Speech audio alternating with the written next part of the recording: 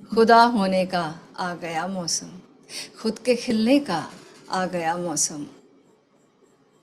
सभी साधनाओं का सार तो ये लक्ष्य जो है वो एक ही तो है कि कैसे हम अपने स्वामी बन जाएं, कैसे हम स्वामी हो जाएं, गुलाम नहीं।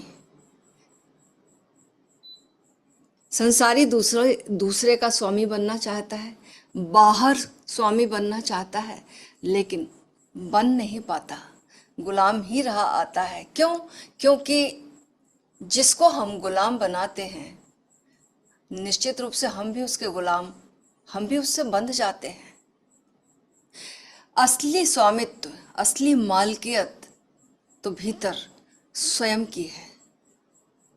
तो सभी साधनाओं का यही सार है कि कैसे हमारी गुलामी छूटे मन से, और कैसे हमारा चैतन्य जो कि मालिक है वो फिर से इस अपने अपने रोल में आ जाए। बात पूरी कहानी ही फिर बदल जाती है। जैसे एक घर में, एक महल में मालिक जो है सालों से नहीं है, नदारद है, या किसी बिजनेस में गया है बाहर, और उसके नौकर चाकर जो हैं पूरे घर में मालिक बन बैठे हैं, और एक अव्यवस्था और एक अराजकता फैली हुई है पूरी। लेकिन फिर जैसे मालिक आया तो सारी चीज़ें अपने आप ही, गुलाम जो है अपनी अपनी जगह पर, उन्होंने अपनी जगह ले ली, मालिक ने, मालिक के आते ही बात बदल जाती है। तो सारी साधनाओं का मतलब लक्ष्य जो है खुद के खिलने का आ गया मौसम, खुदा होने का आ गया मौसम। ये खिलावट को हम पैदा हुए हैं, खुदा होने को हैं हम, बस जानने को पैदा हुए हैं। तो आज का जो भगवान महावीर ने जो तप की प्रक्रिया दी है, बाह्य तप की, वो चौथा तप है रस परित्याग।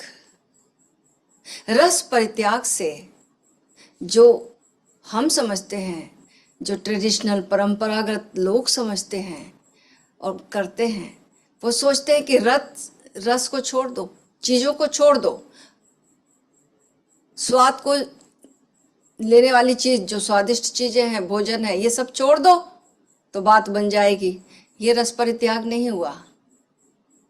रस परित्याग समझने के लिए पहले समझें कि रस क्या है। रस की प्रक्रिया क्या है, और तभी तो उसको त्याग कर सकते हैं। जब तक रस की प्रक्रिया क्या है वो समझ में नहीं आए तो उसका त्याग कैसे करोगे। जब हम कोई चीज, स्वादिष्ट भोजन खा रहे हैं, मान लो आपको गुलाब जामुन पसंद है और आप खा रहे हैं, और अचानक कोई बुरी खबर आ जाती है, कोई अप्रिय घटना घट जाती है, तो क्या वो गुलाब जामुन आपको वही स्वाद देता है? नहीं देता है। गुलाब जामुन मौजूद है, उसकी मिठास मौजूद है, लेकिन अब स्वाद नहीं दे रही। क्यों? क्योंकि ये संपर्क टूट गया, हमारी चेतना जो है वो कहीं और उपस्थित हो गई। वो जो स्वाद लेने की प्रक्रिया चल रही थी, वो जो जिसकी मौजूदगी में चल रही थी, वो गैर मौजूद हो गई, वहाँ वो कहीं और चली गई। तो रस के लिए क्या चाहिए हमें? रस की प्रक्रिया कैसे घटती है? रस क्या है, ये प्रक्रिया कैसे घटती है? विषय वस्तु है, विषय वस्तु है, इंद्रियां उसको टेस्ट कर रही हैं, बाहर रंग है, इंद्रियां उससे देख रही हैं, लेकिन ना तो रंग सीधे भीतर जा रहा, ना स्वाद भीतर जा रहा। जा कैसे रहा है कि हमारे भीतर एक जो कोशिकाओं का, तंत्रिकाओं का जो जाल है, वो ब्रेन को खबर दे रहा है। इंद्रियां उन तंत्रिकाओं को दे रही हैं, और वो तंत्रिकाएं जो है हमें ब्रेन को खबर दे रहा है, और वहाँ वो अनुभव हो रहा है कि चीज़ मीठी है, या चीज़ सुंदर है, या चीज़ कुरूप है। हर चीज़ का अनुभव वहाँ हो रहा है। तो ये ले जाने वाला जो जाल बिछा हुआ है, तंत्रिकाओं का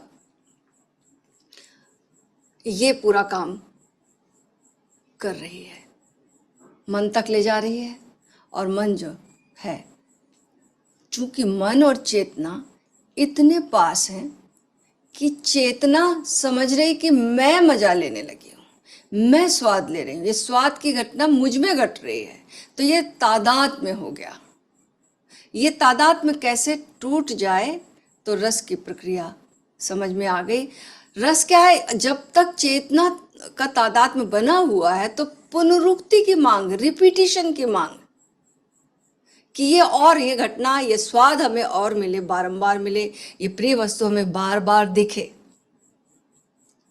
तो सामान्यतः ट्रेडिशन में लोग क्या करते हैं ये है कि घटना से दूर चले गए, परिस्थिति को छोड़ के भाग गए, स्वाद को छोड़ दिया, व्रत ले लिया। लेकिन इससे बात नहीं बनेगी। वो जो हमारे भीतर जो क्षमता है जीभ की, वो जो रस लेने की प्रक्रिया की जो क्षमता है, वो तो मौजूद है। ऐसे समझ लीजिए कि बिजली प्रकट हो रही है बल्ब से, दिखाई दे रहा, बल्ब जल रहा है। तो हम बल्ब को हटाने की कोशिश कर रहे हैं। बल्ब को हटाने से कुछ नहीं होगा, बुझाने से कुछ नहीं होगा। बल्ब बुझ जाएगा, लेकिन अभी इलेक्ट्रिसिटी की संभावना तो है। अभी इलेक्ट्रिसिटी चालू हो सकती है और बल्ब जल सकता है। अभी प्लग लगा हुआ है, वो जोड़ बना हुआ है, तो ये कभी भी ये प्रक्रिया फिर घटित हो सकती है। ऐसे जब कोई त्याग करता है तो थोड़े दिन तक त्याग यानी दमन करता है, तो वह दमन जो है, वह निषेध जो है, वह निमंत्रण बन जाता है, आमंत्रण बन जाता है। निषेध जो है, दमन और ज्यादा बलवान होकर प्रकट होता है। रस की जो भाव है।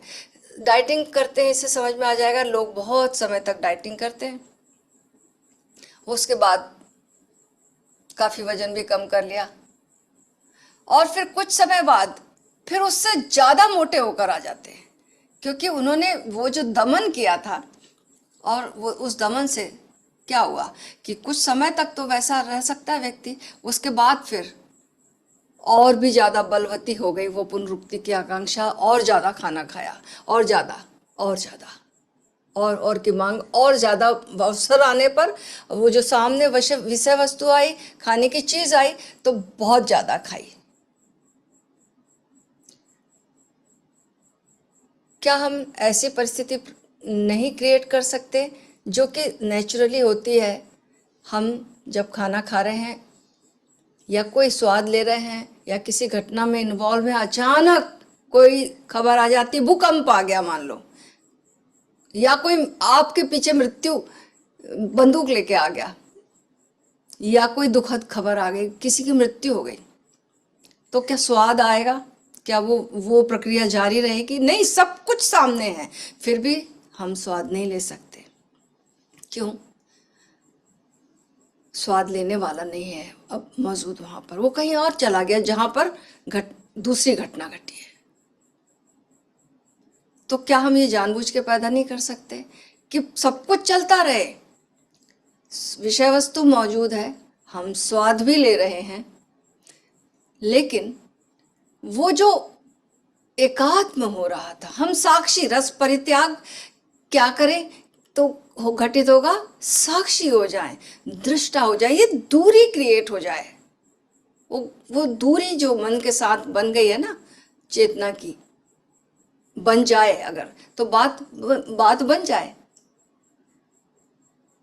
तो थोड़ी ये जो दूरी है कि स्वाद की प्रक्रिया हो रही है, लेकिन हम देख रहे हैं ऐसे जैसे कोई और स्वाद ले रहा है, कोई और खुश हो रहा स्वाद लेकर, या किसी चीज को देखकर, या किसी रस में डूबकर कोई पुलकित हो रहा, खुश हो रहा, और बार बार उसे रिपीट कर रहा है, तो कोई और कर रहा है, तो हमें क्या होगा? हम देखने वाले हैं ना सिर्फ। ऐसे ही अपने आप को जब हम देखने लगते हैं तो ये पुनरुक्ति की आकांक्षा खत्म हो जाती है, हम अपने मालिक हो जाते हैं। ऐसा नहीं कि हम खाना नहीं खाएंगे, ऐसा नहीं कि हम गुलाब जामुन नहीं खाएंगे, लेकिन गुलाब जामुन मिले इसकी आकांक्षा नहीं रहेगी, फिर मिले सामने आएगा खाना खाना भी होगा, लेकिन फिर भी पुनरुक्ति की आकांक्षा नहीं होगी, क्योंकि हम अपने मालिक हैं। यही मालिकियत, यही स्वामित्व कैसे आएगा?